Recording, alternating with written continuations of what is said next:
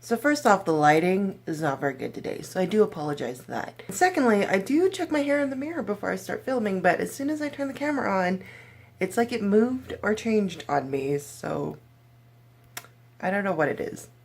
Hey everybody, welcome back to another video. Today I am doing another recommendations this month, and that is going to be retellings. And if you have followed my channel for any amount of time, you know that I love retellings. And today I have a large stack of books to show you today of all the retellings I would like to recommend to you. So with any of my recommendations for the month, I give like a clean to moderate content rating, unless I give like a overall video disclaimer, like with my World War II books, that a lot of those would have moderate content. So unless I give that, most of these books are going to be clean to moderate. If you have any questions about any of the content in any of these books, leave a comment down below. I will answer them as best as I can without spoiling anything, because that is very important. So without further ado, here are some fantastic retellings for you guys. So in the world of retellings for me, two authors kind of just jumped to the top of the list, and that of course is Melanie Dickinson and Marissa Meyer. So with Melanie Dickinson's books, I was introduced to her Hagenheim fairy tale retelling books, which starts off with The Healer's Apprentice and currently has 6 books running. 2 more to be added in later years, which I'm very, very excited for. She has posted on Facebook that she is currently working on an Aladdin retelling, which will work with the Hagenheim fairy tale retelling and the characters. It is medieval romance fairy tale retellings. These ones are definitely a clean read, and I love that this series holds my favorite Little Mermaid retelling so far, because I struggle so hard to find a Little Mermaid retelling, and The Silent Songbird won for me. The other series that she has that is a fairy tale retelling is a mashup of 2 fairy tales, and that is the Thornbeck fairy tale retellings, or the medieval fairy tale series, which is what the series is actually called, and that includes the Huntress of Thornbeck Forest, which is Swan Lake and Robin Hood, the Beautiful Pretender, which is The Princess and the Pea and Beauty and the Beast, and the Noble Servant, which is probably out by the time this video is up, and that is a mashup of The Goose Girl and The Prince and the Pauper, which is very exciting. I'm actually very pumped for those two, because you don't see a lot of retellings of any of those. So Melanie has a fantastic way of just interwoven a bunch of storylines together with fairy tales, but it's her characters that really drive her series that I find I really enjoy and I relate to, and I just love her characters so much. So if you're looking for a clean read of fantastic medieval fiction, fantastic fairy tales, you need to pick up everything Melanie Dickinson has ever written. Like, trust me, just go buy all her books right now. Just go. You can pause the video, go put an order in, and come back. That's what you should do. So my other author that jumps to the list is Marissa Meyer, and she is the author of The Lunar Chronicles, which has Cinder, Scarlet, Cress, Winter, Fairest, which I'm not a huge fan of, and Stars Above. For Fairest, it's kind of a in-between or a prequel novella. I was not in on, it's not so much the content, it was just the twistedness of Lavanna, and I already knew how twisted Lavanna was from in this series, that I really didn't need to get more into her dark and twisted mind than I wanted to. So Fairest I actually don't own, and Stars Above is the collection of the novellas that kind of went along with the books. So Lunar Chronicles is a sci-fi fairy tale retelling series. If you have not already read this, you need to go. Again, pause the video, go put an order in, and buy this series.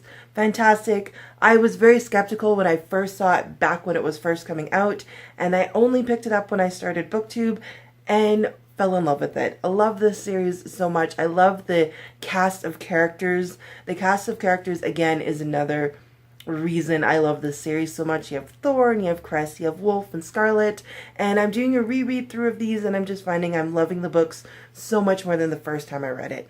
Another retelling she did was a reimagining of the origin of the Queen of Hearts from Wonderland, from Alice in Wonderland, in Heartless. Now, Heartless is a standalone, and I'll be honest, the more I think about it and the more I read it, I'm actually not an Alice in Wonderland fan. I think the original story is kind of weird and bland, and maybe it was really fascinating for its time, but as I read it now, I do find the original story bland, but the elements of the story are really interesting and fascinating, and I actually like retellings of Alice in Wonderland more than I like the original story. I really liked Heartless as just retelling because I like the elements and I like being in that world, and I found that this world became more of a fantasy world than it did in the original. It's weird, but I enjoy retellings a lot more than I enjoy the original. There's a few things about Marissa's writing that I kind of caught in this one, like, I mean, not to do spoilers, but I don't think she writes deaths very well. It was just kind of like over, and I didn't have a moment to mourn. It was very, it didn't draw out the emotion it needed to at that time, and it should have. So I found that in Marissa's writing, that she kind of needs to draw out that emotional attachment during those types of scenes. Other than that, she implemented the Wonderland elements really well, really whimsical and weird, and just made them that much more fun and bright and not as dull and drabby as I find in the original writing. If that's the best way I can describe it, that's how I see it. Following that line of Alice in Wonderland, the next two are retellings or reimaginings of literary work instead of just fairy tales, and that is, I don't know what this series is called. I think it's called the Everland series. I'm not too sure. But that is Everland and Umberland by Wendy Spinelli. So in Everland, you have a steampunk retelling of Peter Pan. And again, Peter Pan is another one that I actually prefer the retellings to the originals. And again, I find the original very strange, very, I don't know, I think it's starting to get dated for our time, but that could be just my opinion. But I really like the elements and the reimaginings, like the Disney movie or the Hook version with Robin Williams for movies. And then for books, I just really like the retellings more than I like the original. So this is a fantastic cast of characters again, and I really like how creatively the elements from Neverland and from Peter Pan are implemented and woven into a different storyline, and how everything is there but just very differently done. The same kind of went for Umberland. This was a gripping story. I read this in 2 settings, and I probably would have read it in 1 sitting had I not had to work at 5 the next morning. So fantastic story. It just was gripping and amazing.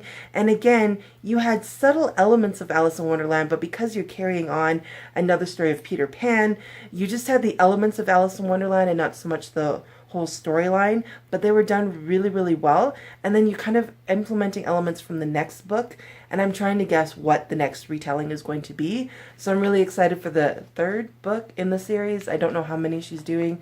I want her to do more. These are really, really good. These ones would be ones that I would consider a little bit more on the moderate side for the violence of them, and they get a little bloody and strange in that aspect, but they are still relatively clean in a lot of other aspects of content.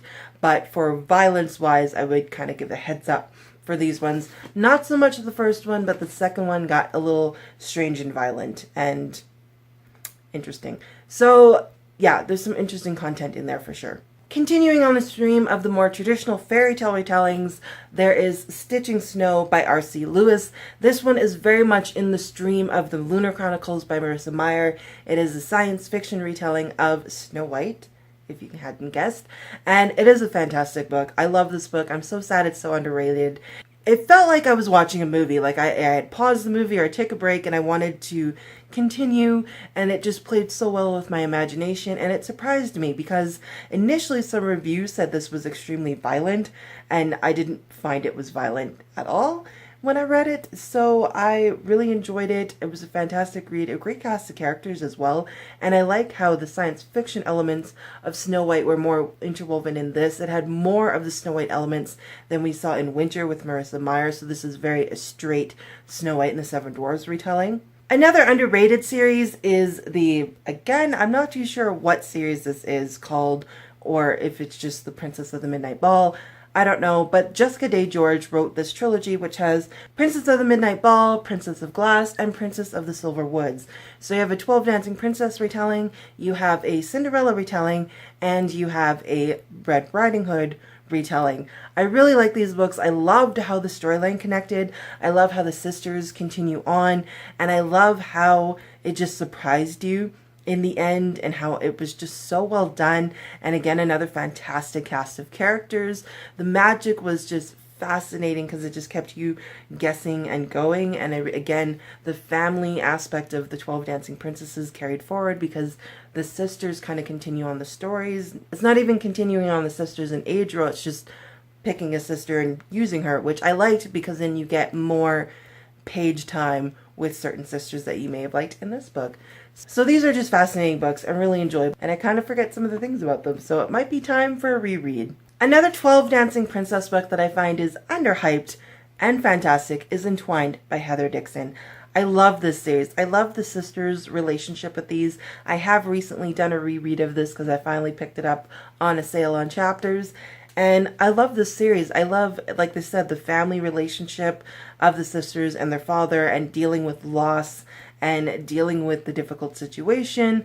Finding that kind of dealing with it the way you want it isn't always the best way, instead of dealing with it the way you should, if that makes sense. So it was really well done, sadly underhyped. Definitely a clean read as well, and one of my favorite 12 Dancing Princess retellings. This is a fun retelling for people to do. I really do like most of the 12 Dancing Princess books I've read. There's a couple I haven't read yet that I want to get to, but this one definitely hits the top of the list so far. Another very recent retelling for me is Hunted by Megan Spooner. I took this one out of the library because any book that I'm hesitant about, I will pick up from the library first. If I love it, I will add it to my collection. So Hunted is a Beauty and the Beast retelling. I've done a full-length review on this, so you guys can check that out. I'll leave that linked somewhere above me. I always forget which corner it's in, but it'll be up there. So you guys can check that out. This was a really good read, and I bought it because when I buy a book from the library, there is a time limit on them. And Hunted, I already had renewed like 3 times, and it was needing to be back. So I sped read it, but there was a lot of allegory and deeper meanings and metaphors and stuff more toward the end that just got really bogged down and confusing for me. So I bought it so I can reread it and fully get the whole scope of what some of those things meant, and maybe be less confused about the ending.